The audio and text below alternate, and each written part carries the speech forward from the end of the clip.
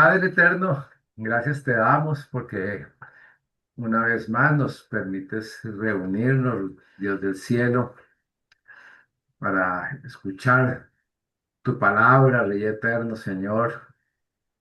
Y en esta noche queremos pedirte, Dios del cielo, que nuevamente nos des un corazón, un espíritu sensible, Señor, a tu voz, a lo que tienes para hablarnos, para decirnos a cada uno, Rey de la Gloria. Gracias, Señor, por el privilegio de los tiempos que nos ha tocado vivir, y aunque sabemos que son tiempos difíciles, tiempos muy complejos, Señor, caminando a la luz de tu palabra, Rey de la Gloria, Señor, todo es diferente, Dios del cielo.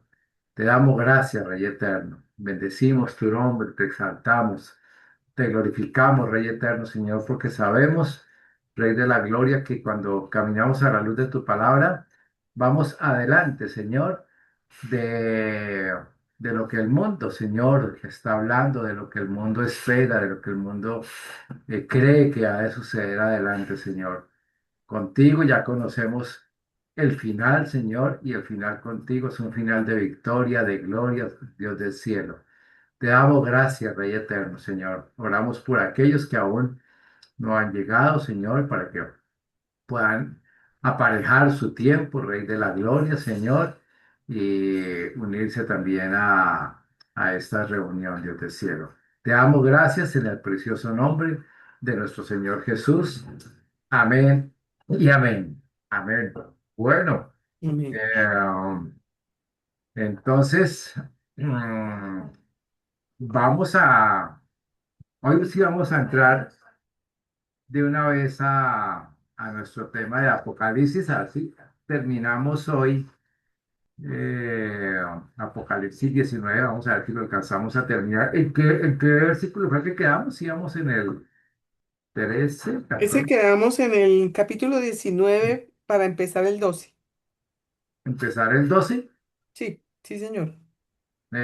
Sí, es que estábamos aquí en el 11, 13, Ujú. ok, 19, 11. 19, Pero empezar, o 11. ya hoy empiezas con el 12. Con el 12, o sea, vimos hasta la parte donde habla de que había un cielo Alcanzamos a abierto, ver el ¿no? 11. Sí, es que Lo que pasa es que la vez pasada, en la clase pasada, ese fue el texto que leyó la pastora Esperanza, pero iba creo que hasta era del 11 al 14 sí, o del 11 13. al 13, del 11 Eso, al del 11 13. al 13, pero solamente alcanzaste a explicar el 11. Ajá, ok, Eso fue lo que pasó. ¿Sí era? sí, solo vimos el 11 cuando vimos hasta el final donde dice que con justicia juzga y pelea, Sí, ¿no? señor. Con justicia juzga y pelea. Ok, entonces, bueno, vamos a volver a leer entonces allí. Eh, Dice, entonces vi el cielo abierto y aquí un caballo blanco y el que lo montaba se llamaba Fiel y Verdadero y con justicia juzga y pelea. El 12, sus ojos eran como llama de fuego y había en su cabeza muchas diademas y tenía un nombre escrito que ninguno conocía sino él mismo. Vamos a ir con esta parte aquí del, ¿qué? Del versículo eh, 12, ¿no? Del versículo 12. Ok, entonces comienza diciendo que sus ojos eran como ¿qué? Como llama de Fue fuego, ¿no? Fuego.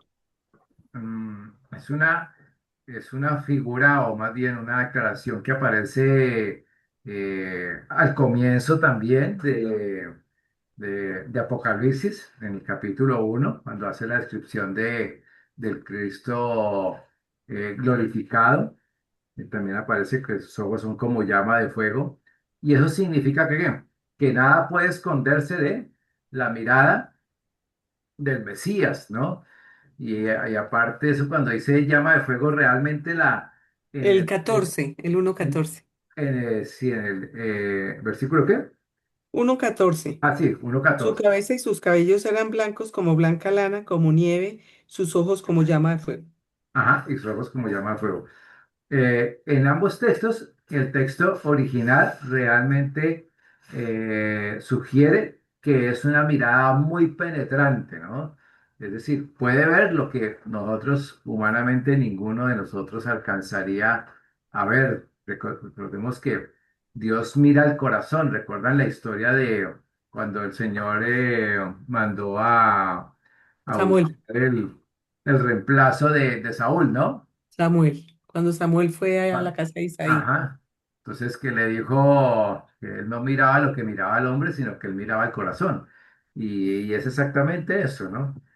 Dios mira es el corazón. Entonces nada se puede escapar de su mirada, ¿no? Y como tal, como él conoce lo profundo del corazón de todos los seres humanos, uno por uno, así de los millones y millones, millones, pero los conoce perfectamente. El asunto aquí es que es incapaz, ¿sí?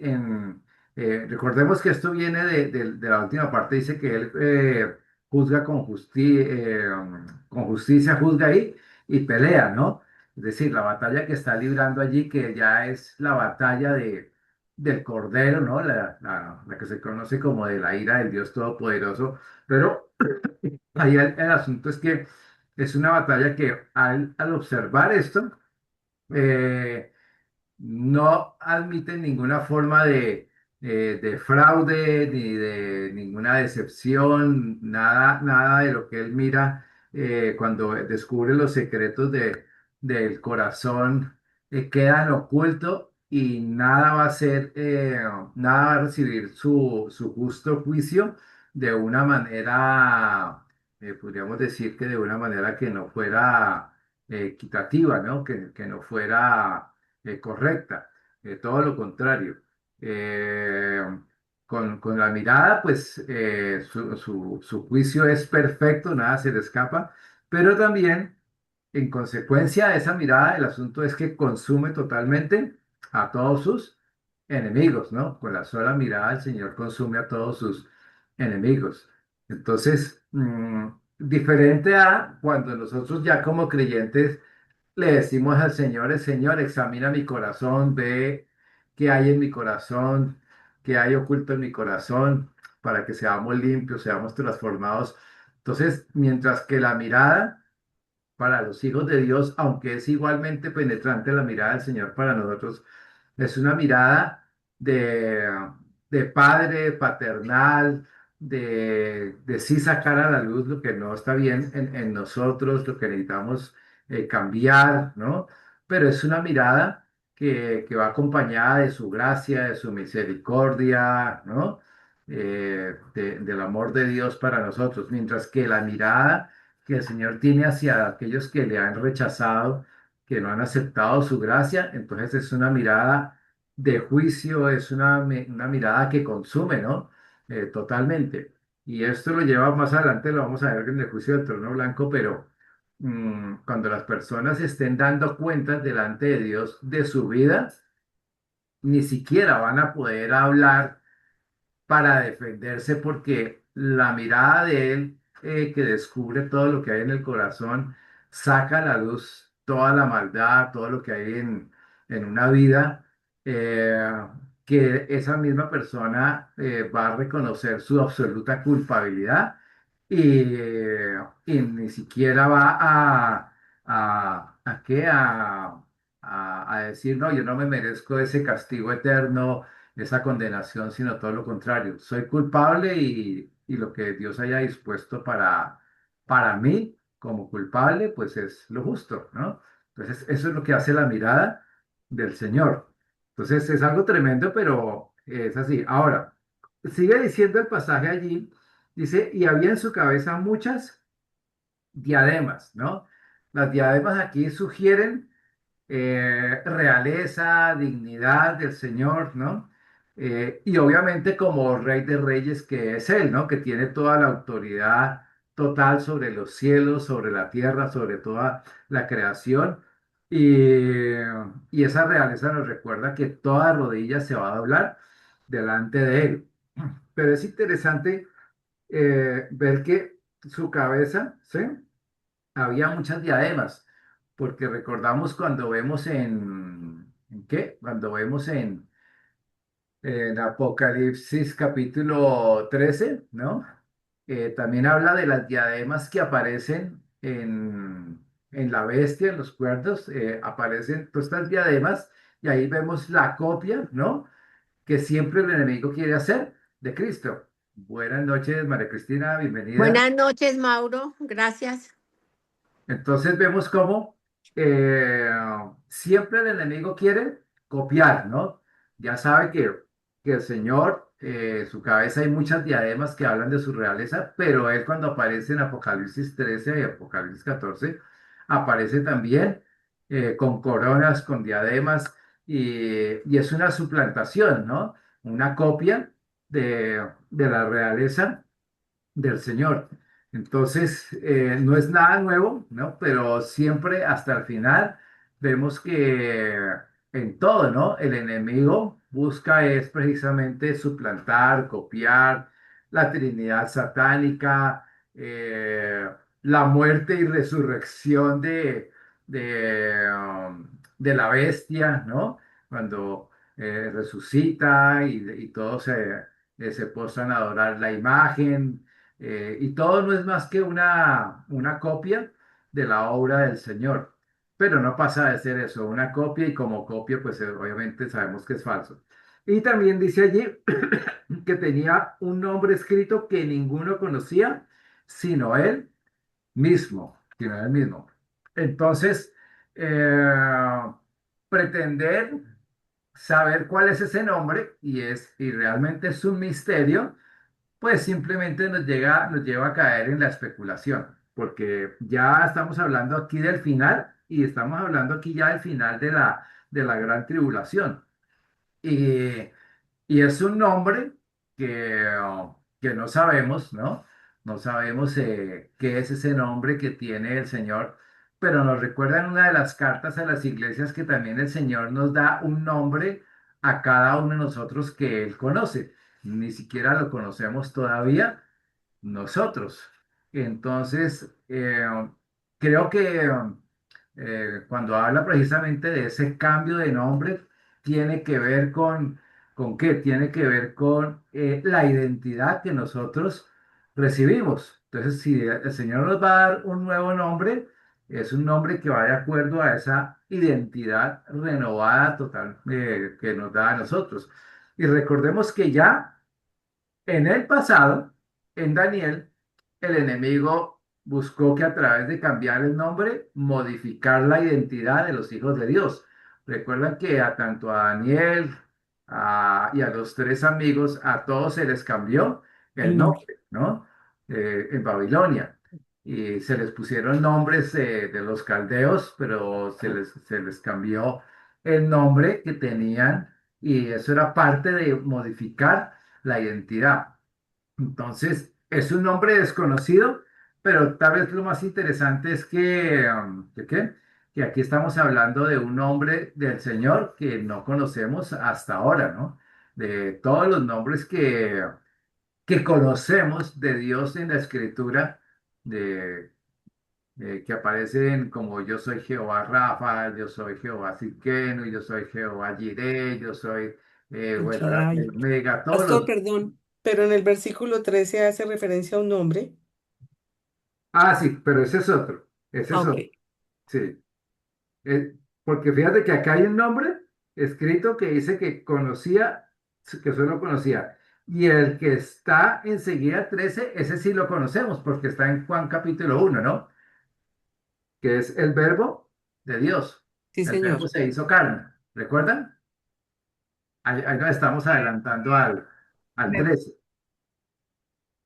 Ok, entonces, como digo, especular acerca del nombre, pues no vale la pena porque si es desconocido para todos, aún para ángeles, todo, pues nadie puede decir exactamente cómo va a ser ese nombre. Va a ser algo que se va a conocer solo cuando llegue ese momento, ¿no?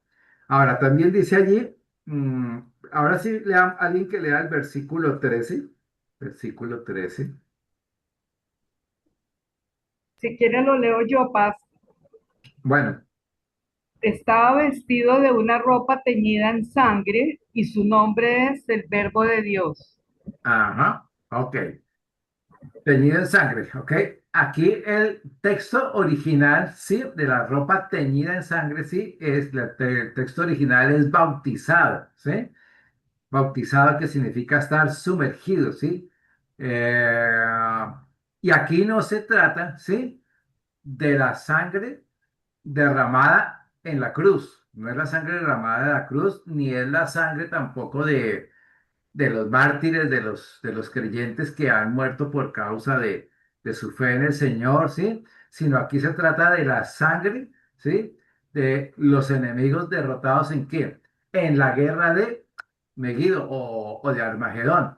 Aquí hay algo que es interesante tener en cuenta porque fíjense que está hablando de una ropa teñida en sangre, pero en el orden de Apocalipsis 19 todavía no ha sucedido la guerra de Armagedón, que son los versículos que vamos a ir más adelante.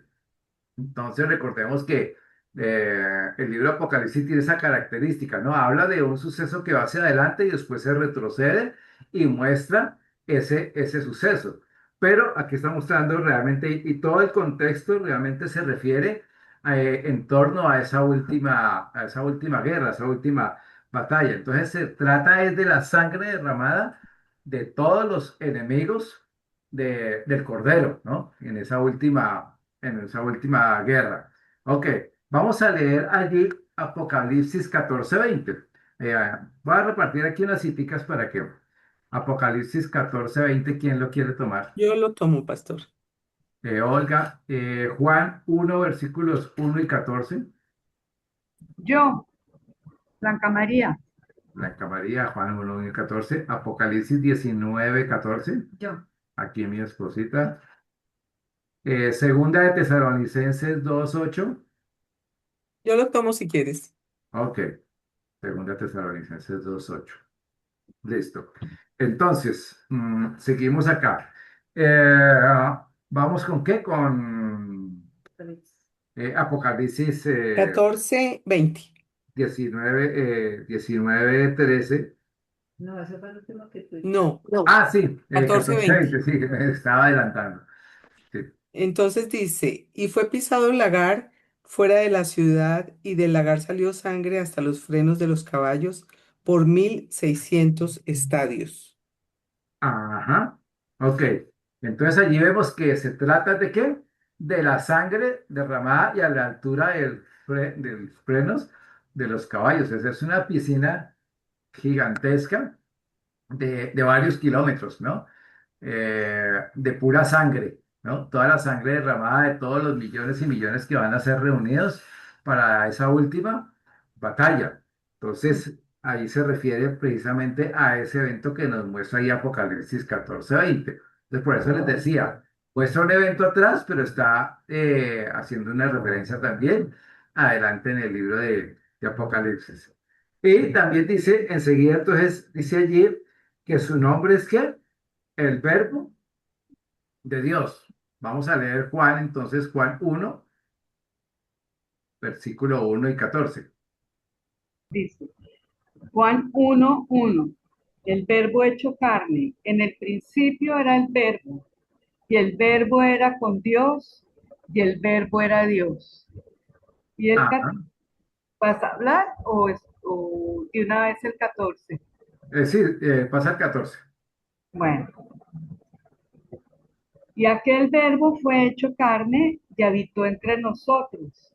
Vivimos su gloria, gloria como del unigénito del Padre, lleno de gracia y de verdad. Ajá, ok. Entonces allí vemos la identificación del verbo de Dios, sabemos qué es la palabra, ¿no? Pero aquí, ¿cuál es el sentido realmente en todo el contexto que estamos mirando, ¿sí? El sentido es que vemos cómo el verbo, o sea, la palabra viviente de Dios, ¿sí? Está cumpliendo su propósito desde el comienzo hasta el final, hasta todo el final. ¿Qué significa eso? Que por extrañas que sean las cosas, por imposibles, humanamente hablando, que parezcan que vayan a suceder ciertas cosas, Lo cierto es que absolutamente todo se va a cumplir, absolutamente todo se va a cumplir. Y debemos recordar que es que para Dios no hay absolutamente nada que es difícil. A nosotros nos pueden parecer ciertas cosas difíciles, pero no lo es para Dios. Y hablo de esto ¿por qué? Porque pensar en una batalla donde la sangre va a subir hasta la altura del freno de los caballos, pues es algo que se sale de la de, mente humana. de la lógica, uno puede pensar es una, o sea, si a veces nos aterran ciertas masacres que uno ve de 10 personas, 20 personas, o bueno, qué sé yo, ¿no? O masacres como las recientes de Irán y todo eso, no se imagina uno la dimensión de la muerte de todos esos millones y millones y millones de seres humanos. Claro, todos esos millones son enemigos de Dios, ¿no? Y van a ser justamente juzgados y van a morir allí, precisamente en el regreso del Señor. Pero tal cual como lo dice la Escritura, se va a cumplir. Y uno de los problemas que surgen, o no diría problemas, sino de las escuelas de interpretación, sobre todo de alguna de las escuelas que es la histórica, ¿no? Es que para ellos el libro de Apocalipsis se ha venido cumpliendo desde la misma época en que el Señor se encarnó, su resurrección, su ascensión, hasta estos días. Y entonces ven todo el libro de Apocalipsis como algo alegórico, ¿no? Pero al hacer todo alegórico, obviamente por cada persona que lo lea, entonces surgiría una nueva interpretación, al decir que todo el libro de Apocalipsis es alegórico. Sí hay algunas alegorías, pero nos hemos dado cuenta que esas alegorías tienen una explicación en otra parte de la escritura. Pero si la escritura dice que va a haber una muerte de ese tamaño, pues así va a ser. Que va a haber una Babilonia reconstruida, va a haber una Babilonia reconstruida.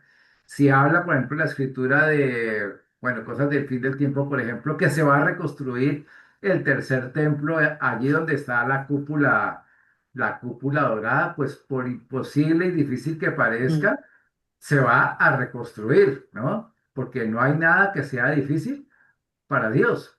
Absolutamente todo va a suceder. Y no podemos estar alegorizando todas las profecías porque entonces, como digo, como tantas personas que creyentes hay, habría tantas interpretaciones del libro de Apocalipsis y eso no sería como coherente, ¿no? Que hubiera tantas interpretaciones. Entonces, pueden haber algunos aspectos en los que hay opiniones diferentes y todo eso, sí, en las otras escuelas acerca del libro de Apocalipsis, la interpretación de un libro como Apocalipsis en general de la profecía, pero, pero ya caer en alegorizar todo realmente no es correcto, ¿no? Ok, eso sería como no, alegorizar, por ejemplo, que el mar rojo se abrió. Entonces decir, no, eso fue alegórico, eso fue una figura, eso no fue real, eso es algo que toca darle otra explicación, ¿no? Y terminarían diciendo, no, y es que la resurrección del Señor también fue alegórica, ¿no? ¿qué tal? Pero sabemos que fue literal, el Señor murió, resucitó, tal cual, ¿no? Lázaro fue resucitado como dice la Escritura, paralítico fue levantado, los ciegos vieron como dice la Escritura, ¿no? Ujú, Y así todos los milagros, ¿no? Todos los milagros, todos los sucesos, porque realmente la Biblia es un libro sobrenatural desde Génesis 1:1 hasta el final, hasta Apocalipsis. Es un libro absolutamente sobrenatural todo. Entonces, no se puede alegorizar, ¿no? Hay que mantener la misma línea. Como yo ujú, le decía a una persona, si yo puedo creer que el mar rojo se abrió, si yo puedo creer que las aguas del Jordán se detuvieron, si yo puedo creer que Sansón tenía esa fuerza absolutamente sobrenatural, si puedo creer todo eso, si puedo creer que María concibió sobrenaturalmente por el Espíritu Santo, puedo creer absolutamente todo lo que dice ujú. Apocalipsis, ¿no? No hay nada que me diga lo contrario. Entonces, eso es importante porque acá estamos hablando precisamente del verbo de Dios y es la palabra que está activa, viva y es eficaz a lo largo de todos los tiempos. Amén. Ok. Amén. Vamos entonces ahora sí a Apocalipsis, adentramos allí al 19, 14. 14. Bueno, dice, y los ejércitos celestiales vestidos de lino finísimo, blanco y limpio, le seguían en caballos blancos. Ujú. Ok, los ejércitos celestiales.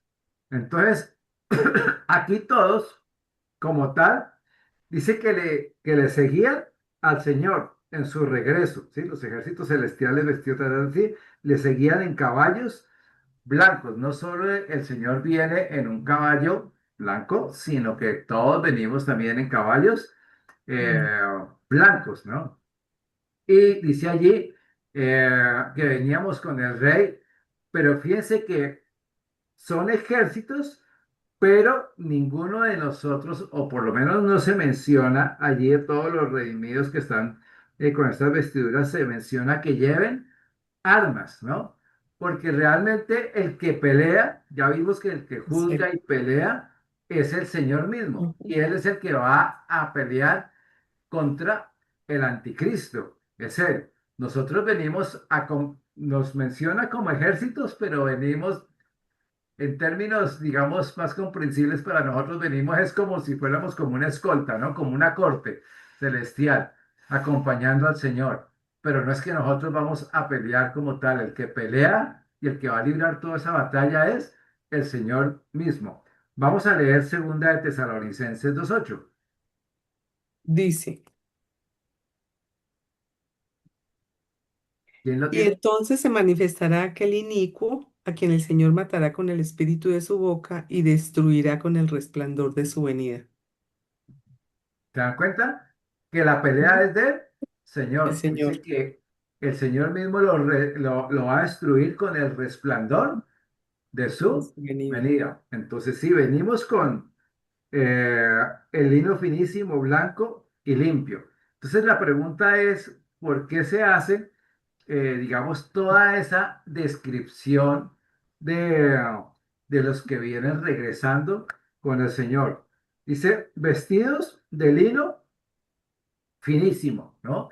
Eso nos habla de qué? De la realeza también que el Señor nos da a nosotros. Y es que ya la tenemos, ¿no? Porque Él nos ha hecho reyes y Y sacerdotes. Está sacerdotes también en Apocalipsis 1 versículo 6 nos hizo reyes y y sacerdotes en para Pedro. Él. Entonces, ya tenemos esa realeza, también lo encontramos en la primera carta de Pedro, ¿no? Ujú. Blanco. ¿Qué significa blanco? Significa la santidad que Él nos ha transferido a cada uno de nosotros. No una santidad que nosotros hayamos fabricado, que nosotros hayamos tratado de ser más santos, sino es la santidad que Él mismo nos ha entregado a cada uno de nosotros. Dice, y limpio también. Es decir, allí limpio significa que no hay mancha en nuestra vida, no existe ninguna mancha.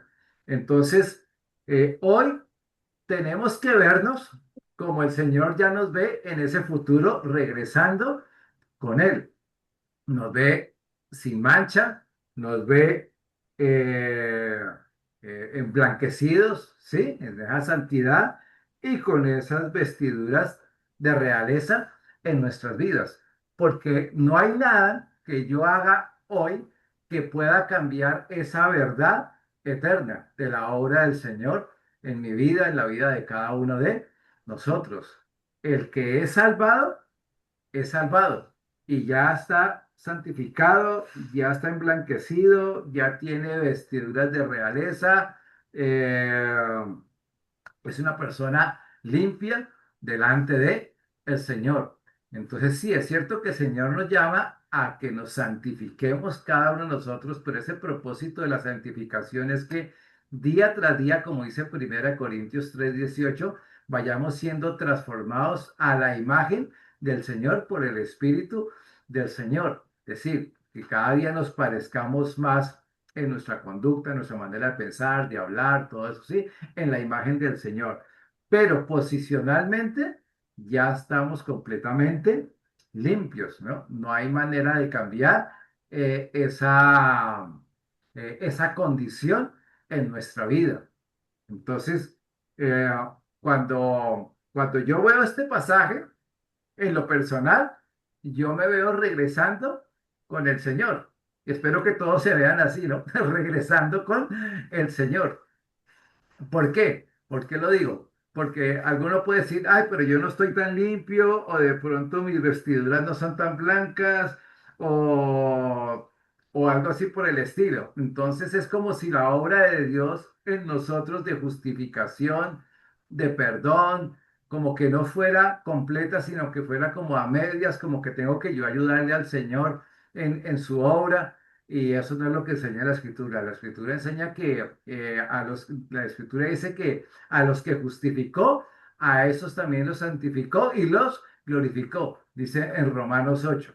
Entonces, si ya estamos perdonados, si fuimos justificados, ya somos santificados y también somos glorificados juntamente con Él. No debemos tener duda en eso, como lo enseña Romanos 8 28 perdón, 29. 8:29, si no estoy mal, para que lo recordemos, ¿no?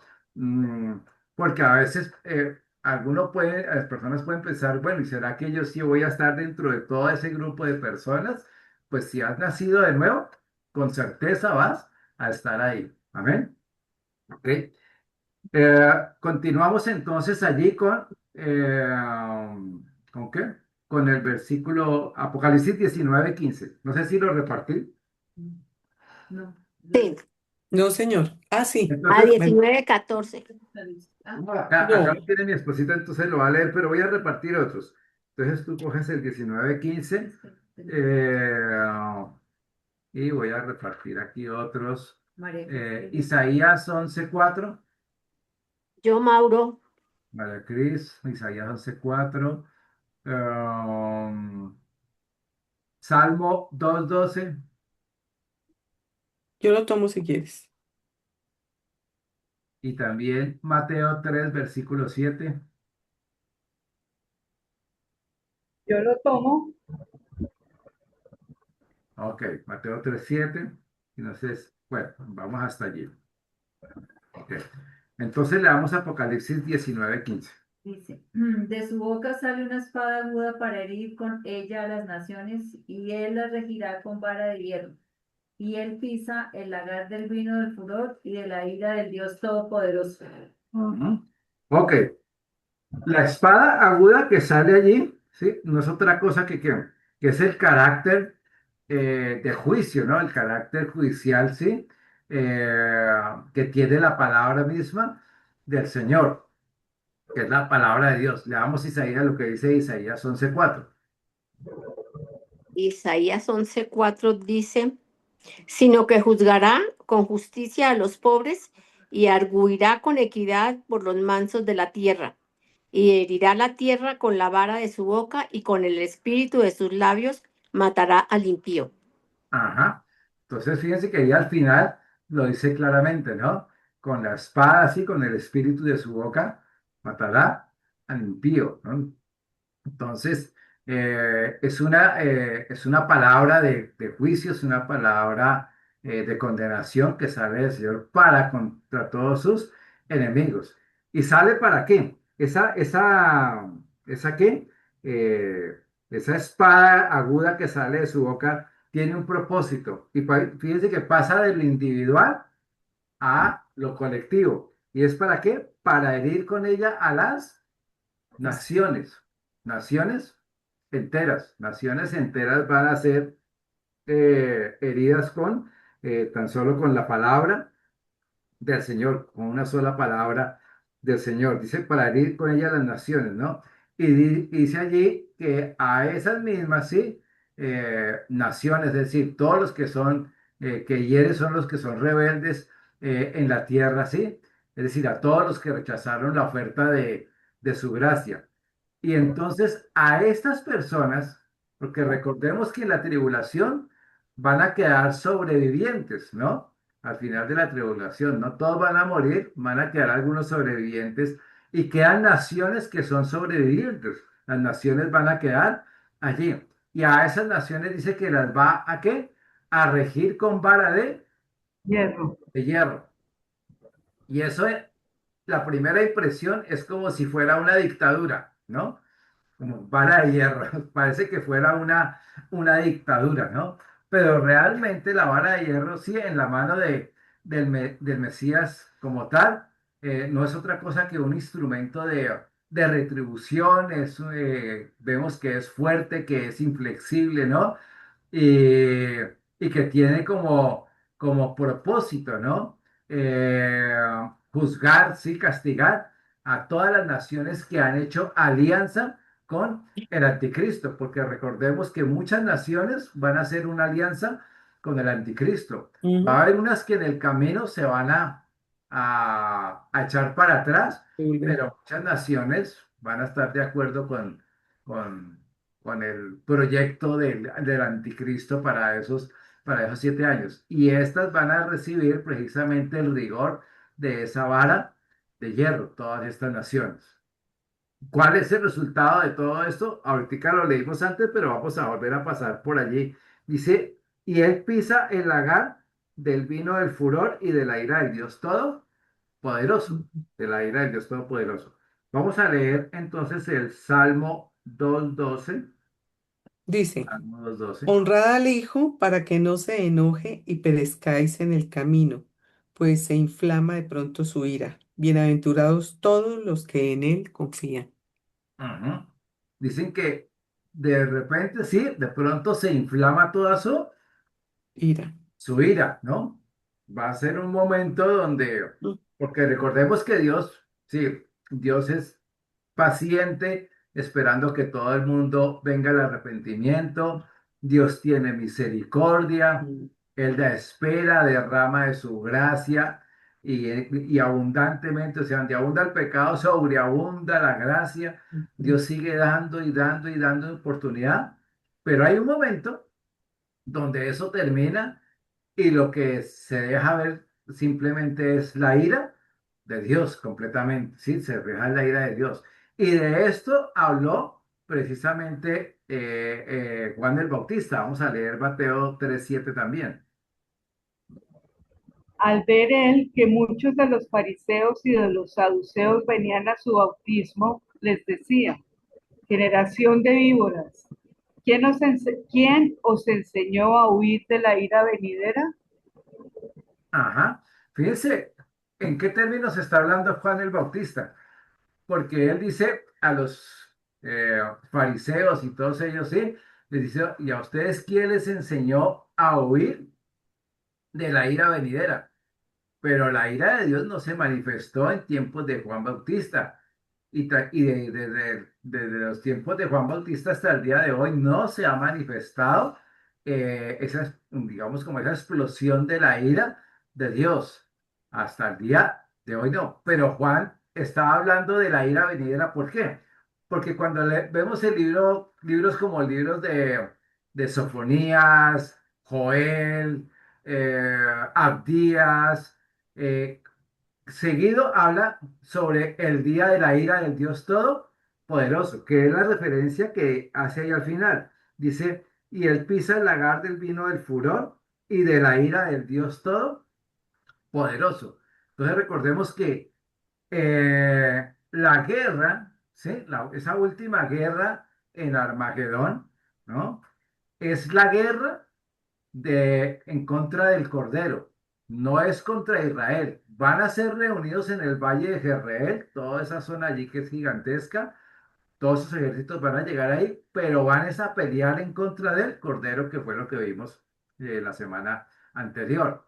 Entonces, y allí va a estar la ira de Dios derramada completamente sobre todos estos ejércitos. Entonces, y por eso dice que pisa el lagar, ¿sí? Que recuerden que es la figura de cuando se pisaban las uvas hasta que salía todo el jugo de la uva allí. De la misma manera es lo que va a suceder allí y el derramamiento de sangre del que ya hablamos ahorita, ¿no? Pero, como digo, Juan lo tenía muy presente, pero él estaba hablando de poco más de 2000 años adelante que quién les enseñó a huir de la ira venidera. Y pues nosotros hoy no hacemos una predicación de ese estilo. ¿Por qué? Porque recordemos que Juan es el último profeta de los tiempos de la ley. Lo encontramos en el Nuevo Testamento, pero es el último profeta de los tiempos de la ley, porque él habló y actuó igual que Joel, que Abdías, que Sofonías, que Oseas, que todos ellos, ¿no? Habló en los mismos términos, conforme a la ley, y hablaban de ese día de la ira de Dios, ¿no?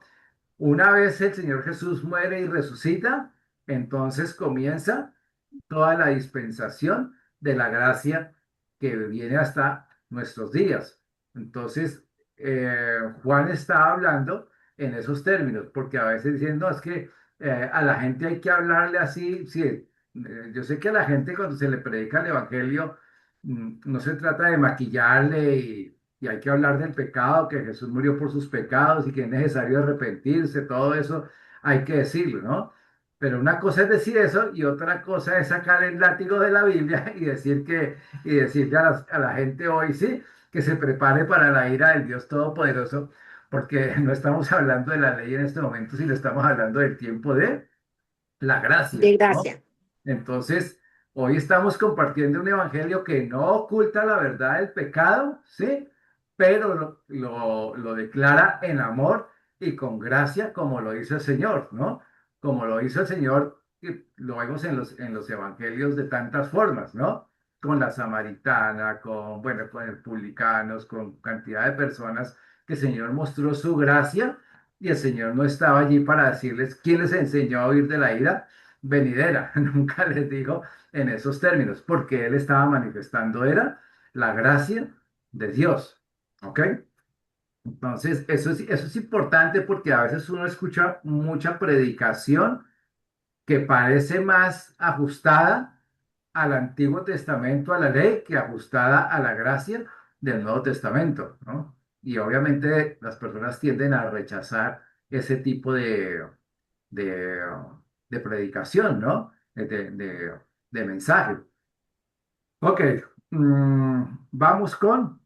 Ah, bueno, otra cosa importante es que recordemos que cuando Juan Bautista está predicando, le está hablando al pueblo de Israel, ¿sí? Al pueblo judío, conocedor de la palabra de Dios y de las cosas que habían de venir por la desobediencia.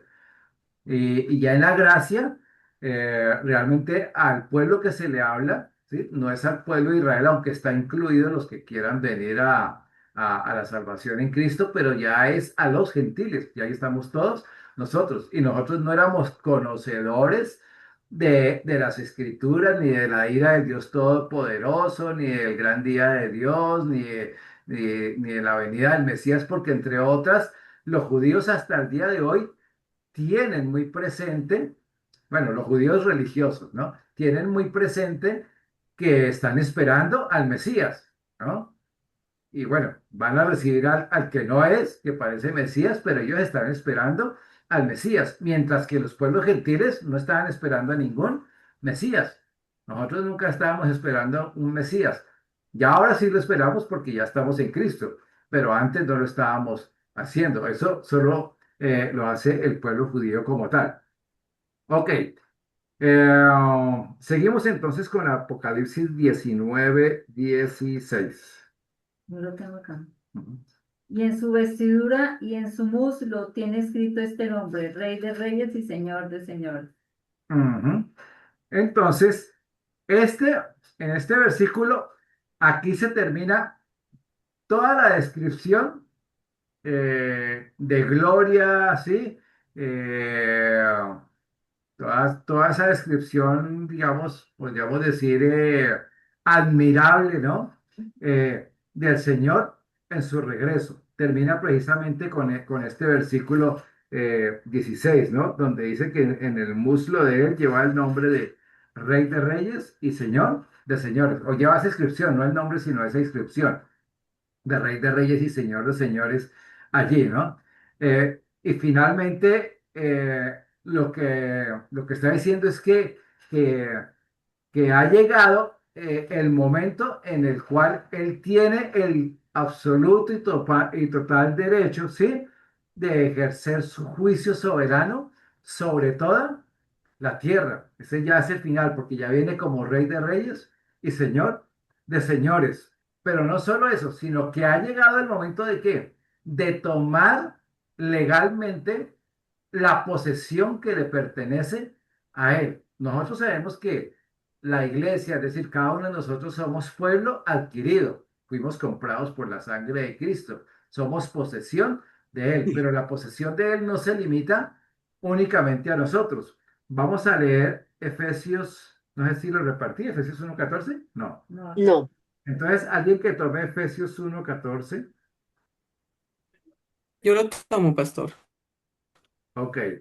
Romanos 8:22 y 23. Yo, Yo lo tomo 8:22. 8:22 y 23. Y alguien que tome Apocalipsis 19:17 y 18. Blanca María. Ok.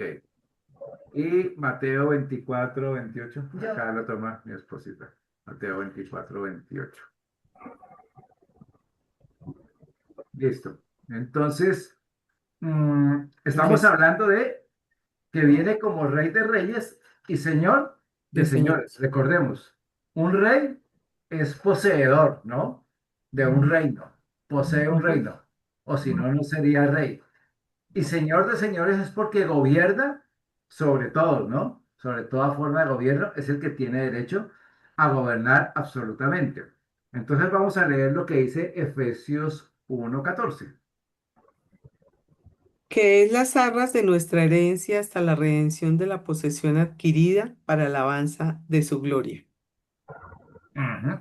Las armas de nuestra herencia, sí, hasta que llega un momento de qué? De la posesión Hasta la adquirida. redención de la Fíjense posesión que adquirida. como tal, Efesios 1:14 todavía no ha tenido pleno cumplimiento, Exactamente. porque él todavía no ha tomado posesión Ujú. del mundo como sabemos que va a Va suceder. a pasar. Hasta que Cristo no regrese por segunda vez, Él no va a tomar esa posesión. Entonces, Efesios 1:14 como tal, digamos que se ha cumplido parcialmente en qué? En que él ahorita lo que está tomando es que las almas, ¿no? Las vidas, todos los que Ujú. han de ser parte de su iglesia. Y eso sí es posesión de él, pero llega un momento en que él va a poseer absolutamente todo. Vamos a leer Romanos 8:22 y 23. Romanos 8:22. Porque sabemos que toda la creación gime a una, y a una está con dolores de parto hasta ahora. Y no solo ella, sino que también nosotros mismos, que tenemos las primicias del Espíritu. Nosotros también gemimos dentro de nosotros mismos, esperando la adopción, la redención de nuestro cuerpo. Ajá, la opción de descartar. Entonces, fíjense que ahí habla de qué, de la posesión también de quién, de toda la creación. Dice que la creación gime también por ese momento donde el Señor venga y tome derechos sobre todo lo que a Él le pertenece. Absolutamente todo le pertenece a Él. Claro, sabemos que eso es un hecho, pero todavía no se ha manifestado visiblemente en este tiempo. Porque cuando leemos el Salmo 24, el versículo 1 dice que todo lo que hay en la tierra, todo lo que respira, todo le pertenece a Dios. Sabemos que Él es el dueño absoluto de todo. Pero aquí está hablando del derecho legal de qué? De poseer y empezar a gobernar sobre todo. Porque ese derecho legal el hombre, el ser humano, se lo cedió porque le había sido dado al ser humano, ¿recuerdan? En Sí. Génesis, el hecho de juzgar, sojuzgar, administrar toda la tierra, el que En era uno señor de veinticinco todo era el ser humano. Pero una vez pecó, le cedió todo ese derecho a de Satanás. Satanás. Y por eso Satanás hasta el día de hoy sigue siendo el príncipe de este mundo y sigue, como dicen, haciendo a su antojo. Es cierto. Bueno, lo digo de esa manera, pero no es que él pueda hacer más allá de lo que Dios le permita, ¿no? Pero Ujú. actúa como si fuera de esa manera, ¿no? Haciendo y deshaciendo en el mundo, engañando, trayendo toda clase de destrucción, no solo destrucción a los seres humanos, sino destrucción a la naturaleza, a los recursos, Ujú. dañando absolutamente todo, ¿no? Entonces, todo eso va a ser recuperado por el Señor en su regreso. Entonces, esa es la posesión adquirida, ¿no? ¿Y cuándo es que se va todo ese dominio en su plenitud? Cuando comience el milenio, ¿no? Una vez termine la gran tribulación, entonces comienza el gobierno del Señor y ahí ya comienza el milenio y ahí vamos a ver el dominio absolutamente de todo. ¿A qué grado vamos a ver el gobierno y el dominio del Señor de esa posesión? Piense que así como comenzó todo en Edén, allí en el paraíso, en el jardín, donde el Señor puso al hombre, la mujer y estaban todos los animales, pues inicialmente los animales no eran carnívoros, todos los animales que comían era semillas, plantas, lo que había allí, pero una vez entró la muerte, cambió su naturaleza por una naturaleza agresiva, ¿no? Y esa naturaleza va a volver a ser cambiada en el milenio, porque cuando Amén. leemos Isaías, después cuando entremos a verlo el milenio, vamos a ver cómo la misma naturaleza de los animales, esa naturaleza agresiva de los leones, todo eso, ¿sí? Ujú. De las fieras, va a ser completamente otra vez redimida, transformada al diseño original que hay en Génesis capítulo 1 capítulo 2, ¿no? Entonces, esa es la restauración completa que el Señor Así va es. a traer. Y ahí se ve el dominio de Él, ¿ok? Bueno, ahora sí podemos avanzar entonces en Apocalipsis 19, versículos 17 y 18. Amén. Y vi a un ángel que estaba en pie en el sol y clamó a gran voz diciendo a todas las aves que vuelan en medio del cielo, venid y congregaos a la gran cena del Señor, para que comáis carnes de reyes y de capitanes y carnes de fuertes, carnes de caballos y de sus jinetes y carnes de todos, libres y esclavos, pequeños y grandes. Ok, entonces fíjense que, como dijimos, hasta el versículo 16, ¿no? Hasta el versículo 16 está el esplendor del Señor en su regreso glorioso, toda la manifestación en gloria del Señor. Y aquí en el versículo 17 es como si nos retrocediéramos, ¿no? Ujú. Este es el cambio que les decía también, porque lo que sucede en el versículo 17 hasta el versículo 21 realmente es como, podríamos decir, como antes de la venida del Señor, pero a la vez simultáneamente a la venida del Señor, porque todos estos sucesos se están dando casi simultáneamente. Pero viene el regreso del Señor esplendoroso, pero cuando el Señor regresa, ¿sí? Y ya está sucediendo algo que es el final de toda esa guerra de Armagedón. Entonces, cuando ese dice allí, perdón, versículo 17, y vi un ángel que estaba en pie en el sol y clamó a gran voz diciendo, bueno, diciendo a todas las aves que vuelan en medio del cielo, venid y congregaos a la gran cena de Dios, todas las aves del cielo. Entonces, aquí, ese ángel que aparece allí, que nuevamente no se identifica quién es, ¿no? Pero sí se identifica que está en una posición, digamos, prominente, en una posición donde es absolutamente visible, donde toda la creación lo puede escuchar, todos los seres humanos lo pueden escuchar, ¿no? Pueden verlo. Y dice que está en pie allí en el sol, se para en el sol. Y es un solo ángel, ¿no? ¿Y su mensaje a qué apunta? El mensaje de él apunta que eh, hace un llamado, ¿sí?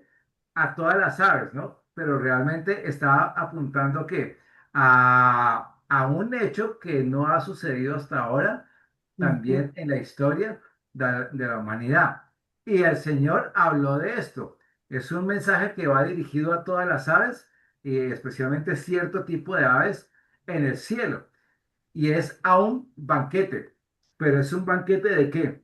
De carne de cadáveres, de gente que ha muerto, de todos estos que han muerto. Y el Señor habló de esto en Mateo 24-28 precisamente. Pero Mateo. perdón, pastor, esa cena, o sea, lo que se van a comer esas aves, según el texto del 17, tiene que ver, son los muertos de Armagedón, Sí, ajá, correcto. Ajá, porque ahí nombra más adelante carne de reyes, ajá. capitanes.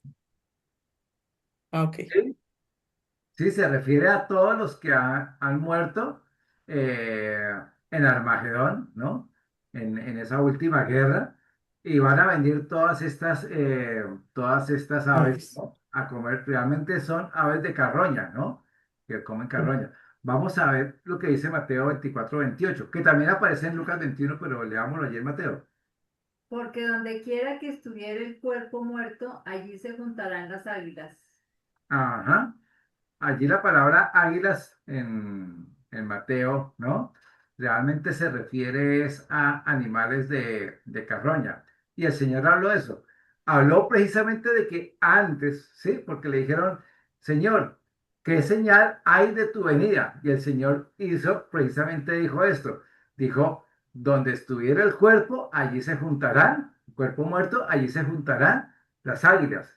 Entonces lo que está diciendo es, cuando llegue el momento donde vean que todas estas aves vienen a alimentarse de cadáveres y cadáveres y cadáveres, lo que sigue es la aparición del Sí. Señor. Entonces fíjense que en todo el Apocalipsis estamos yendo adelante y atrás, adelante Mm, y mm. atrás, adelante y atrás. Son como sucesos simultáneos que se van dando allí, ¿no? Pero estamos viendo es realmente lo que sucede un poquito antes de que el Señor aparezca en gloria en el cielo. Pero eso ya lo vimos en los versículos anteriores. Entonces, hace parte de toda esa gente que muere allí, realmente son el ejército de, de la bestia, ¿no? Vamos a leer eso también en Apocalipsis 16 versículos 13 y 14. No sé quién lo quiera leer. Apocalipsis 16. 16, 13 y 14 Sí. dice, y vi salir la boca del dragón y de la boca de la bestia y de la boca del falso profeta tres espíritus inmundos a manera de ranas.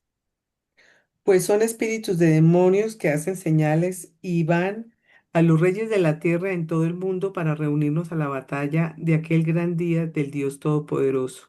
He aquí, yo vengo como ladrón. Bienaventurado el que vela y guarda sus ropas, para que no ande desnudo y vean su vergüenza. Y los reunió en el lugar que en hebreo se llama Armagedón. Ajá.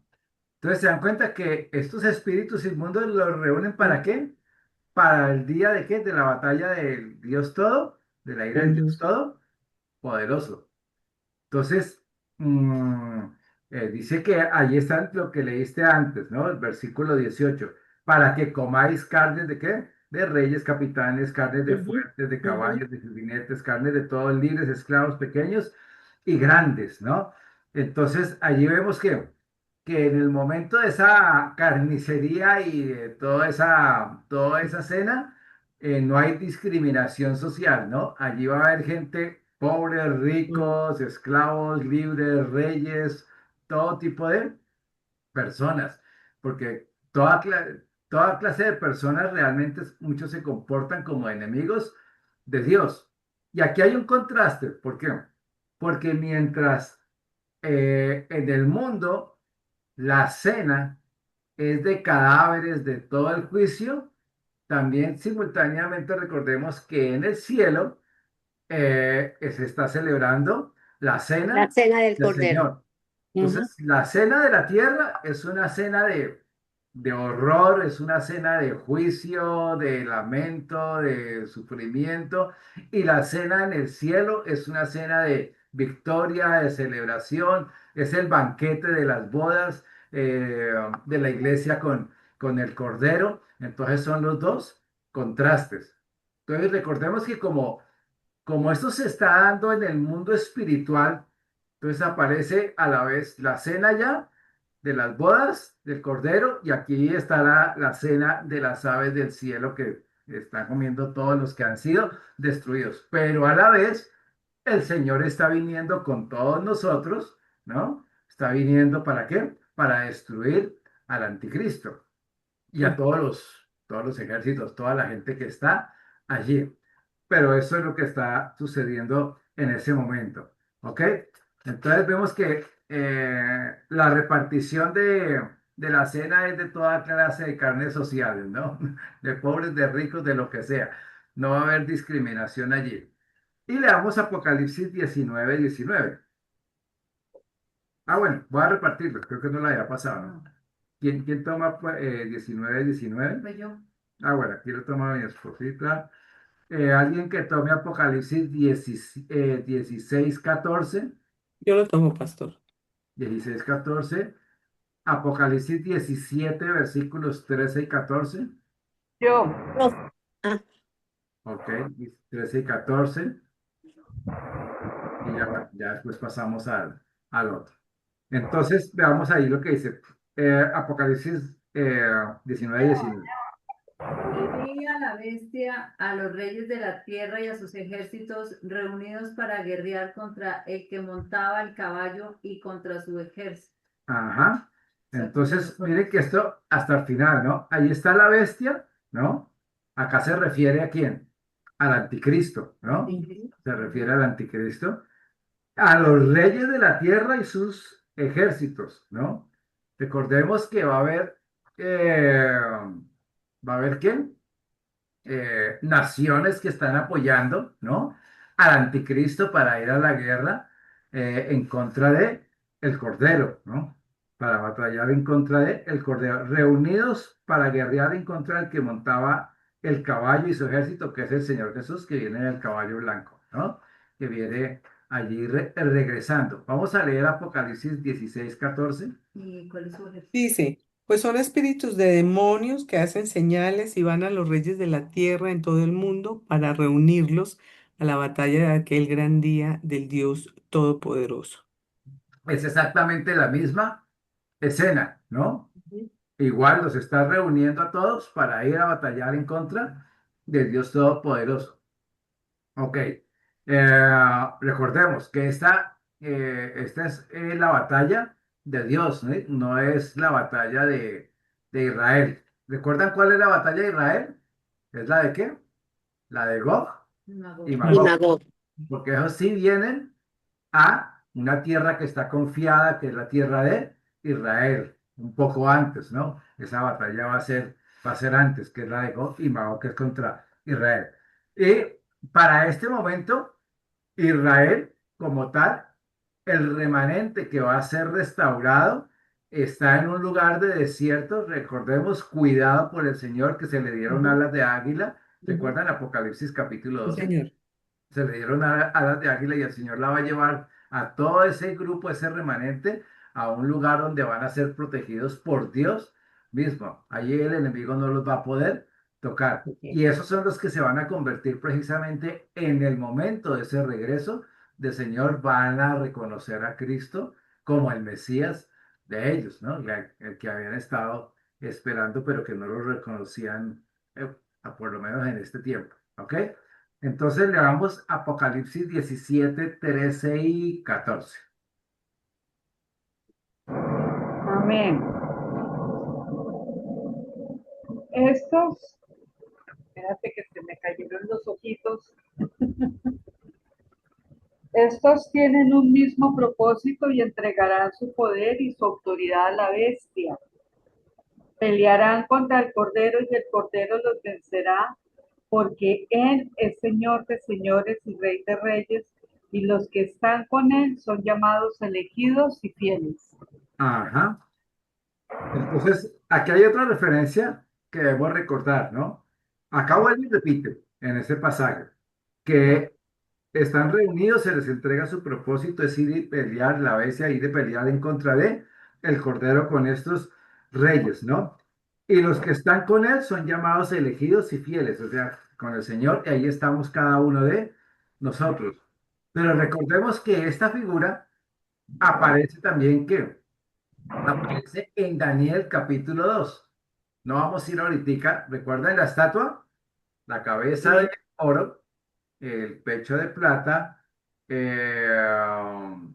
Las piernas, Las- no, pecho de oro. el torso, ¿sí? De bronce, sí. las piernas de hierro y los pies, los dedos que eran de hierro y barro mezclados, ¿no?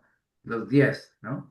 Y esos 10 son los que representan. Ahora, aquí hay algo que es importante tenerlo presente para saber dónde estamos en este momento y qué tan cerca estamos a esta guerra.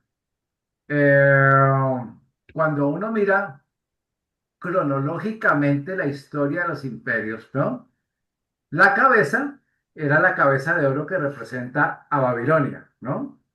La Ujú. cabeza pues no es muy grande y realmente el reino de Babilonia no fue tan extenso. No fue tan extenso como tal, pero fue el más esplendoroso de todos, ¿sí? Y era la cabeza de oro. El oro es el metal más pesado, o sea, la densidad del oro es mayor que la del bronce, que la de plata, que la del hierro. Entonces, esto es interesante verlo porque aún ve uno en esa secuencia del Señor cómo son los reinos. El primero fue de oro, que fue el reino más esplendoroso, el Nabucodonosor, todo esto. Después viene el pecho, ¿sí? Que era el imperio medo-persa. Y eran dos, los medos y los persas, por eso Ujú. hay dos brazos, ¿no? El izquierdo y el derecho, dos brazos. Eran dos imperios reunidos allí, pero obviamente el pecho es mucho más grande que la cabeza. Fue un imperio que duró mucho más años, duraron casi 400 años. Entonces, ese imperio, ¿sí? Como tal, fue un imperio fuerte, pero no tanto como lo fue el de Nabucodonosor. Y la densidad de la plata es menor a la del oro. Después viene el torso como tal, el abdomen, todo así, que es el bronce, ¿no? Y el bronce representa al imperio griego. El imperio griego más o menos duró la misma cantidad, torso y la parte del torso y el pecho son más o menos del mismo tamaño, más o menos duraron los mismos entre 400 y 500 años, allí más o menos, no son exactos, pero son similares, pero el bronce es menos denso todavía, entonces no tuvo tanta fuerza, ¿sí? Tanta fuerza como tuvo el imperio medo-persa. El imperio medo-persa antes tuvo mayor alcance. Después de eso vino el imperio romano que está representado por las dos piernas, que es el hierro. El hierro es menos denso, pero también las piernas son las más largas. El imperio más largo realmente fue el imperio romano, que como tal, como se conoce el imperio romano, duró casi 750 años. O sea, fue el más largo de todos con las piernas, ¿no? Pero recordemos que el hierro baja hasta los pies, y ¿qué significa? Que hay una continuidad de la forma del Imperio Romano hasta nuestros días, la forma de pensamiento, de gobierno, todo eso, el humanismo, todo eso está en medio de nosotros. Pero el último imperio que se ha de formar es el imperio de esos 10 reyes, que está representado por los 10 de los Dedos. 10 dedos. Pero recordemos que es hierro mezclado con barro. Vale. Es lo más débil que hay. Y eso representa nuestros días. Si se dan cuenta cómo las naciones hacen acuerdos unos, otros, cambian constantemente, unos son amigos, otros mañana ya no son amigos.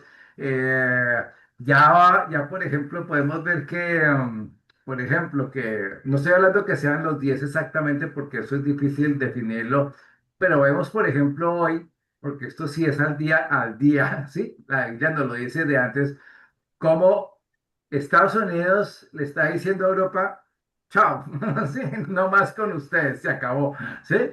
Ya no más OTAN, ya no más darles dinero, se acabó ese asunto, ¿no? Eh, y Europa también está dando la espalda. Entre las mismas naciones de Europa hay mucha división en este momento. Y bueno, así podemos verlo, todo lo que está sucediendo en el mundo. Pero más allá de identificar las 10 naciones, que eso sería otro tema para estudiarlo más, lo estudiaremos más adelante. ¿Cuál es el punto? Que el imperio más cortico de toda la estatua es precisamente los pies, los dedos. Es el más cortico de todos. Y nosotros estamos precisamente ahí. Eso. ¿Qué significa eso? Que estamos a las puertas del regreso del Señor. La cronología del Señor es lo más cortico de toda la estatua. Y sabemos que cuando todo llega a ese final, viene la piedra esta que desciende y destruye toda la estatua y es cuando se inaugura el reino de Cristo que va a durar los 1000 años. Pero ya estamos en los dedos, ¿no? Fíjense cómo son de débiles las democracias. Las Mm. democracias son extremadamente débiles, ¿no? Y cambian de una ideología a la otra y de izquierda a derecha y al centro y centro izquierda y centro derecha y nunca acaban de definir y bueno, y liberales y conservadores y demócratas y republicanos y tiran para un lado y para otro y todos contra todos, todos divididos, pero es puro hierro con barro mezclado. No hay fortaleza, no hay, y tampoco hay durabilidad. Por eso mismo es tan cortico este tiempo que estamos viviendo. Ya estamos prácticamente en lo último. Lo único que, digamos, está esperando es que se manifieste y se consoliden esas 10 naciones que van a respaldar al anticristo. Y si nosotros vemos lo que está pasando hoy en día, pues están pasando cosas interesantes. Porque como les decía, esos bloques y esas alianzas que hubo hace 30, 40, 50 años prácticamente se están derrumbando. Aún con las Naciones Unidas. Las Naciones Unidas hoy es prácticamente que es historia, ¿no? Estados Unidos le quitó el respaldo económico y están en un caos financiero total. Y ya la voz de las Naciones Unidas prácticamente no es escuchada, ¿sí? Eh, Países como China, por un lado en su forma de ser, países como Rusia, países como Estados Unidos, cada quien está haciendo lo que quiere, lo suyo, pero realmente son oídos sordos a lo que dicen las Naciones Unidas. Entonces ya, por ejemplo, el presidente de Estados Unidos dijo que había una junta de paz nueva, ¿no? Por otro lado, aparecen otros grupos diciendo que van a crear una nueva moneda que son los BRICS y eso está avanzando también. O sea, el mundo que conocíamos hasta hace poco, en menos de nada, se está deshaciendo como si fuera un castillo de naipes. Totalmente cada uno por su lado, el globalismo prácticamente podremos decir que ya es historia, ¿no? Que eso sí, eso es historia patria para contársela a nuestros hijos, ¿no? Lo que fue el globalismo, pero prácticamente en este momento ya eso está sepultado. Y cada día que pasa lo estamos viendo con mayor énfasis, ¿no? Las decisiones que se están tomando, ya las decisiones, si ustedes miran las noticias, aunque no soy amigo de ni el CNN, ni el Post, ni de Caracol, ni de nada de eso, ¿sí? Pero si las mira uno simplemente por encima, se dan cuenta que las naciones están tomando decisiones que hacen oídos sordos a todos los llamados que hacen las Naciones Unidas. Lo que digan las Naciones Unidas se ha vuelto completamente irrelevante en este momento, totalmente irrelevante. Entonces, eso nos deja ver cómo todo se está acomodando, ¿sí? Toda esa debilidad va a dar paso a esa creación de esos 10 reyes o 10 naciones, si han de ser así, 10 naciones eh, que finalmente van a ser las protagonistas ya de lo último tiempo, porque de esas 10 va a surgir el anticristo, ¿no? Recordemos que de esos 10 cuernos surge un cuerno pequeño, que es el anticristo, que derriba a 3 de esos y los otros 7 siguen acompañando al anticristo, ¿ok? Entonces, estamos prácticamente ya en lo último, ¿ok? Prácticamente en lo último. Bueno, eso fue un recorderis de Daniel 2 para que entendamos sí, lo que está sucediendo Ujú. realmente allí en ese versículo 19. Vamos al versículo 20. Apocalipsis 19, 20. No sé quién lo tiene. Yo. Y la bestia fue apresada y con ella el falso profeta que había hecho delante de ella las señales con las cuales había engañado a los que recibieron la marca de la bestia y habían adorado su imagen. Estos dos fueron lanzados vivos dentro de un lago de fuego que arde con azufre. Ajá. Mm. Entonces ha llegado el momento, ¿no? El momento tan esperado, ¿no? De apresar a la bestia, y bestia que es el anticristo, y juntamente con ella al falso profeta. Ujú. Si miramos bien esto, dice que fueron apresados como es apresado cualquier persona. Recordemos que estos dos personajes, la bestia y el falso profeta, son básicamente son engendros de Satanás, ¿no? Ujú. Son engendros de Satanás y van a ser apresados, o sea, son capturados, ¿no? Y a pesar de que son individuos, el anticristo y el falso profeta son personas de carne y hueso, están dotados de capacidades sobrenaturales, pero en el regreso del Señor son apresados y son enviados ¿a qué? Al lago de fuego que había sido preparado para ellos. Vamos a leer Mateo 25, 41. Mateo 25, 41. ¿Quién lo tendrá? ¿Quién lo tiene por ahí? Yo lo tengo, pastor. Olga. Sí. Dice, entonces dirá también a los de la izquierda, apartados de mí, malditos al fuego eterno preparado para el diablo y sus ángeles. Mm. Ujú. Entonces, allí vemos, ¿no? Que finalmente se inicia el uso formal, ¿no? Del lago de Ya fuego pensé. con la bestia y el falso profeta que fue preparado para ellos, ¿no? Pero no solo para ellos, y van a ser enviados a ese lugar de tormento, sino que también juntamente con ellos van a ser enviados los que dice el versículo 21 de Apocalipsis 19. Vamos a Apocalipsis 19, 21.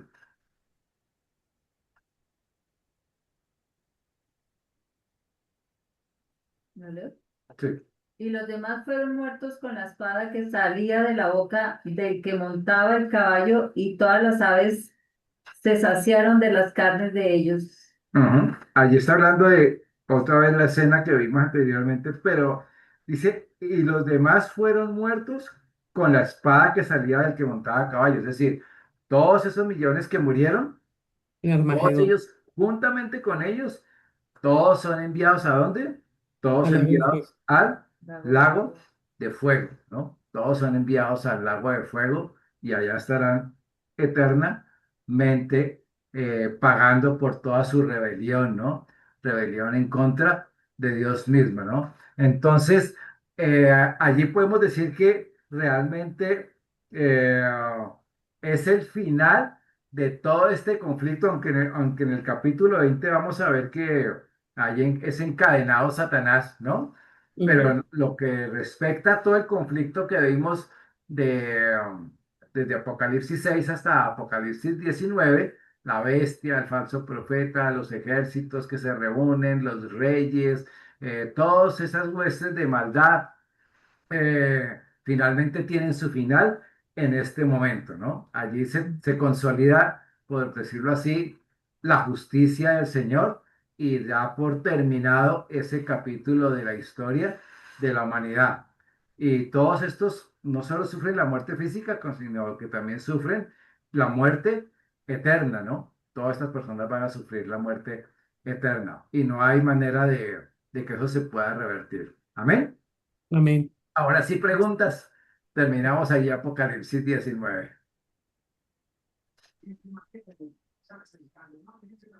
Fíjate que ahí en Mateo, ese lago de fuego fue, por Dios, fue construido únicamente para Satanás y para el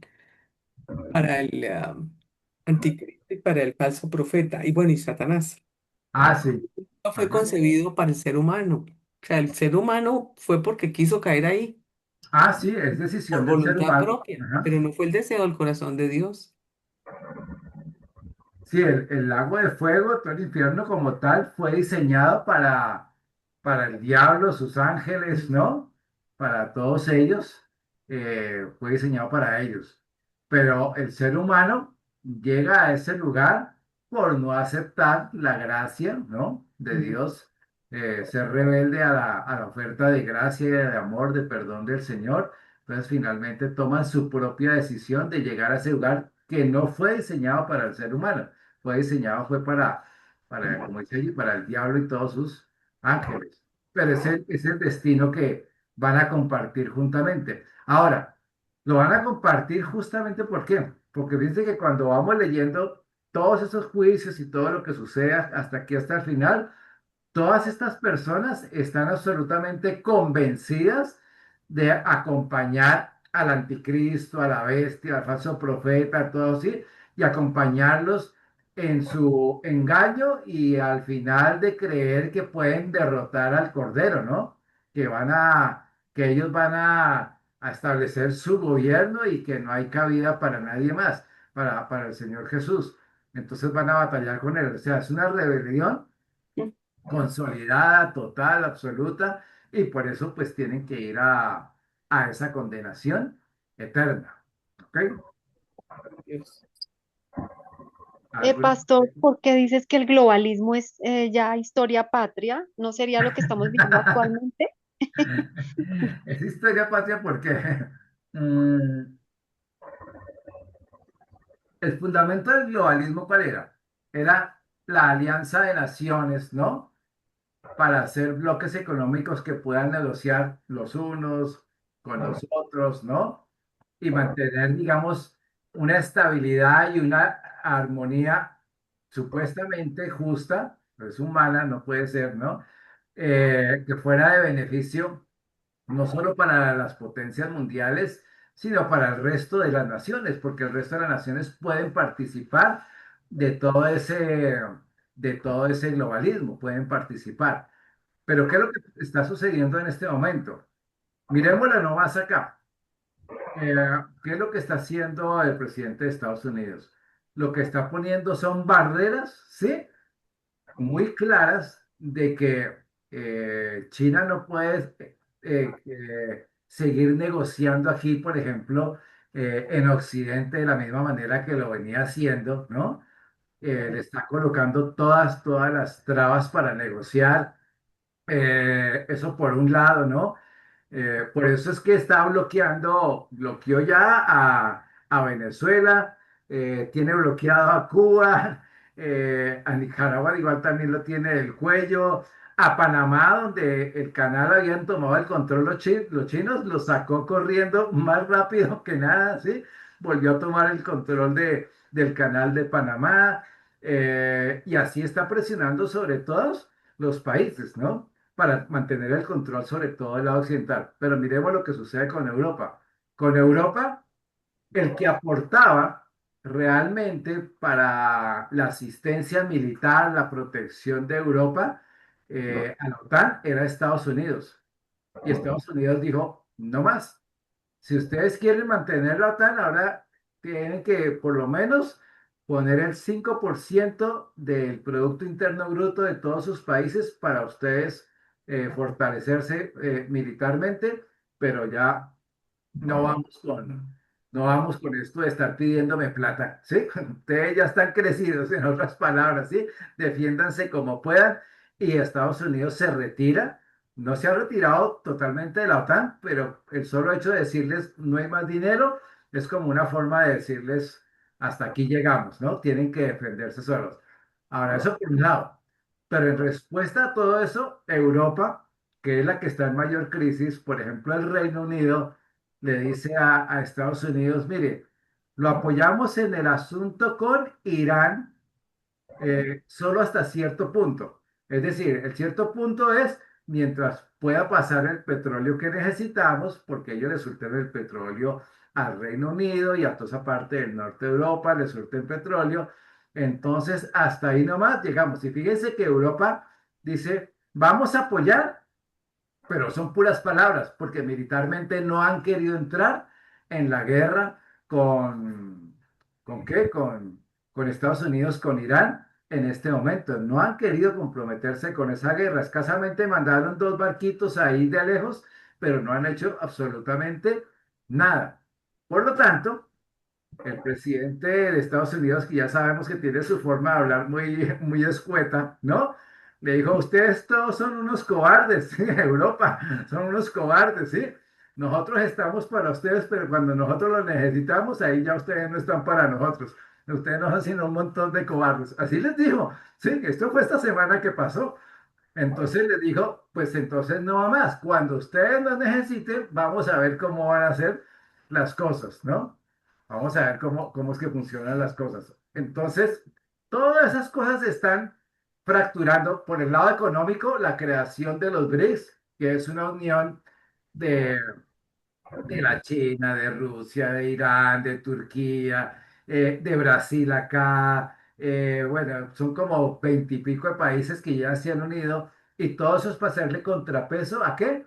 Al dólar, ¿no? Dólar es la moneda de negociación básicamente de todo el petróleo, el gas en este momento. Pero ellos dicen no vamos a negociar más con el dólar y de esa manera le quitan capacidad de negociación y de influencia a Estados Unidos. Entonces, eso ¿qué? Se está fracturando económicamente también. Por el otro lado, en Asia, ¿sí? En la parte de Asia, Australia, que era el mayor socio de China, ¿sí? En el oriente, dijo no más, ¿sí? No vamos más con los chinos, vamos ahora a negociar es con la India, pero ya no vamos a negociar más con la China, se acabó ese cuento de la China para todo, vamos a empezar a negociar con la India. Y la India está empezando a entrar en muchos otros lugares del mundo. Y así podríamos hablar de una cantidad de cosas que están sucediendo. Entonces, esa idea del globalismo, de que todos negociamos libremente, usted me manda, yo le mando, todos tenemos esa libertad, prácticamente todo eso se está derrumbando en este momento. Lo que pasa es que, miren, en los países latinos especialmente no somos muy conscientes de estas cosas porque finalmente Latinoamérica no es el continente, o por lo menos la parte del continente americano que tiene la influencia y que maneja los hilos de la economía mundial. Eso lo maneja, sabemos que ahí está en Estados Unidos, por lo menos en Occidente está en Estados Unidos, Canadá, ¿sí? Son los dos pesos pesados y bueno, Estados Unidos, peso pesado mundial, ¿no? Pero están el Reino Unido, Estados Unidos, China, la India en este momento, Alemania, parte de la Unión Europea, bueno, Francia, son las potencias, Australia, Japón, esas son las potencias que manejan los hilos de la economía. Y por el lado de allá, como decía China, toda esa parte, ¿no? Pero Latinoamérica no tiene una influencia. Latinoamérica, como dicen, va al vaivén que le toque. Sí, bailar. Sí, lo que decían allá, finalmente nos toca decir acá, hacemos o no hacemos. Entonces no tiene una influencia ni un protagonismo. Y por lo mismo, la gente en Latinoamérica no vive al tanto de lo que está sucediendo en el mundo como tal. Piensan que eso es asunto de otras partes del mundo y que no tiene influencia sobre estos países. Y claro que sí tiene influencia, y mucha influencia tiene, pero no para tomar decisiones, sino simplemente para absorber las decisiones que ellos toman y ajustarse en la medida de lo posible de lo que se pueda a las decisiones económicas, militares, todo. Fíjense cómo Estados Unidos le está agachando poco a poco cada vez más a Venezuela la cabeza. Finalmente los apercolló con el petróleo, ¿no? Y les vamos a poner nosotros las condiciones y ahí van. Ya lo que quedaba del gobierno ya están empezando a sacarlos, ¿no? La, la que quedó de Elsie Rodríguez está empezando a sacar a todos, ¿no? Poco a poco los está empezando a sacar. Pero ¿de dónde viene eso? Eso viene de Estados Unidos. Es una orden de ellos. Tienen que ir sacándolos muy diplomáticamente, pero los va sacando, sacando, sacando, y de esa manera van deshaciendo todo ese régimen. Pero lo van deshaciendo también acomodando todos los intereses, obviamente, del petróleo, todo lo que le interesa a Estados Unidos. Entonces, por eso te digo que, que el sistema globalista que existía hasta este momento prácticamente eh, se está acabando ya, ¿no? Ya, ya está dejando de ser lo que fue hasta hace poco tiempo, ¿no? Gracias, pastor. Ok. Muy bueno, muy interesante, pastor. ¿Cómo? Muy interesante. Es que la actitud de la Unión Europea siempre fue muy tibia. Ah, Ellos, sí, sí. ellos Ellos, hace como 8 días dijeron que definitivamente no iban a participar en la guerra contra Irán. sí, ellos no van a participar, pero obviamente también Estados Unidos dijo, bueno, listo, no va a participar, entonces le cortó el chorro y la OTAN funciona es con el dinero de Estados Unidos. De hecho, prácticamente todo el ejército, toda la infraestructura militar que tiene Europa en este momento, toda es americana, toda. Imagínate. El porcentaje de Europa es muy bajito. Entonces, los tiene contra la pared en este momento. Sí, es que Entonces, los europeos Muy bien, muy bien. son bastante, bastante, ellos viven es como de monarquías y de plata, o sea, pero la verdad es que el europeo como que poco se interesa por las cosas que pueden llegar a afectar el mundo de una manera terrible, ¿no? Ellos no, ellos son es que el europeo se volvió muy cómodo, ¿no? Después de la Segunda Guerra, muy frescos. tenemos a, Ujú, a papá al otro lado del charco que nos mm, manda todo, nos cuida, nos protege, mm, y nos inyectó todo el dinero para recuperar todas las naciones. Es que eso no fue mm, gratuito. Sí, sí, vino la Segunda Guerra, pero ¿quién metió todo el dinero para recuperar Europa y todo eso? Pues fue Estados Unidos. también, Estados Claro, Unidos puso el sí. dinero para Y por recuperar eso, Europa perdón, y ellos se durmieron en sus laureles y sí, década tras década recibían dinero, pero ya en este momento están empezando a sentir que, ¿qué hacemos? ¿No? ¿Qué hacemos en este mm, momento? Porque necesitamos dinero porque ya no nos va a llegar el dinero igual. Lo mismo está pasando con la ONU, ¿no? La ONU estaba feliz porque Estados Unidos era el que aportaba casi más de la mitad del presupuesto de la ONU y de un momento a otro ya no hay plata. Dentro de poco muchos se van a quedar mm. desempleados en la ONU. con la Por Organización poquito Mundial de tiempo. la Por eso también, por ¿Cómo? eso también, sí, por Micrófono, eso, gracias. Estamos enredados. ¿Hay alguna pregunta más? Sí, Osiris quiere hablar. Oh, sí. ¿Dónde está? también es que Acá. Estados Unidos está pidiendo Groenlandia porque Dinamarca no ha hecho nunca nada explotado lo que se explota allá y pues Estados Unidos sí lo quiere explotar. Entonces por eso, porque ellos están dormidos en los laureles y nunca han explotado, no me acuerdo qué es lo que sacan de allá. Y por eso es que Estados Unidos le está diciendo, les compro esas tierras para yo a explotar. Lo que usted dice, pastor, que están dormidos en los laureles y nunca hacen nada por... Claro, lo que pasa es que obviamente muchas naciones no es que no quieran hacer nada, sino que obviamente tampoco tienen la fuerza económica, la infraestructura para decir vamos a explotar todas esas tierras o vamos a hacer todo lo que pues sí podría hacer Estados Unidos, ¿no? Entonces, pero más que eso, Exacto. pues obviamente Estados Unidos pues mirándolo así fríamente, pues tiene son muchos intereses económicos, todo eso. eh, digamos que Estados Unidos ahorita está en una carrera contrarreloj porque no quiere perder el protagonismo que ha tenido en el mundo. Y pues obviamente lo está perdiendo con China, ¿no? Con China lo está perdiendo a pasos agigantados y con el otro que también está próximo a empezar a perderlo es con la India. La India es el país en este momento que tiene el crecimiento económico más alto del mundo. El PIB más alto del mundo es la India, más que la China y que Estados Unidos. Entonces está avanzando a unos pasos agigantados, ¿no? Y Estados Unidos está Ajá. corriendo un contrarreloj para no perder esa influencia mundial que tenía, pero la está perdiendo, ¿no? También la está perdiendo porque Sí. así como deja de apoyar a muchas naciones, también muchas naciones dicen, no, ya no queremos más con Estados Unidos, ¿sí? Muchas cosas.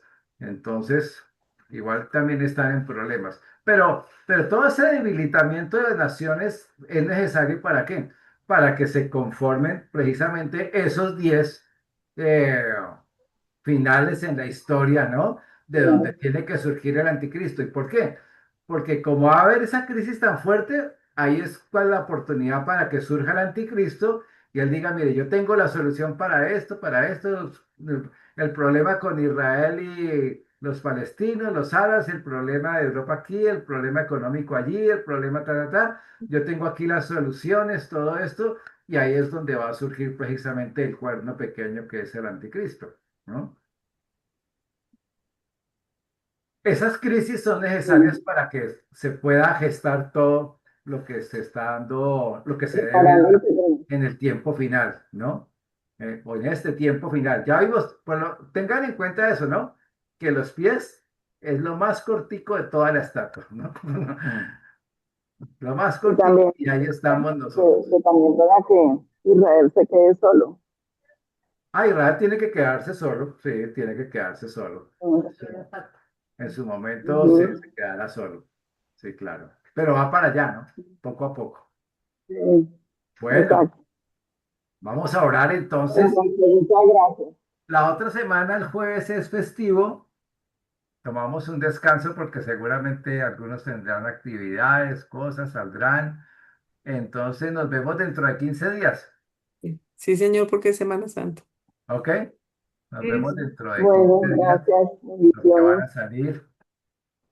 Vamos a orar. Vamos a darle gracias al Señor en esta noche.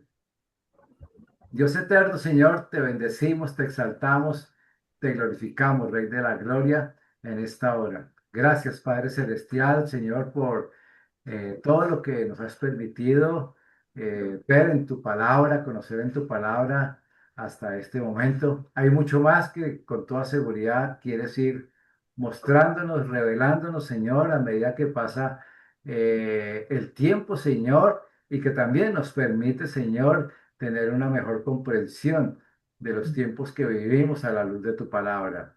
Te damos gracias, Rey de la Gloria, Señor, en esta noche. Dejamos las semanas que vienen, Señor, hasta la próxima reunión en tus manos, Rey de Gloria, Señor, en el precioso nombre de Jesús. Amén y amén. Amén. Amén. Gracias, Mm. pastor.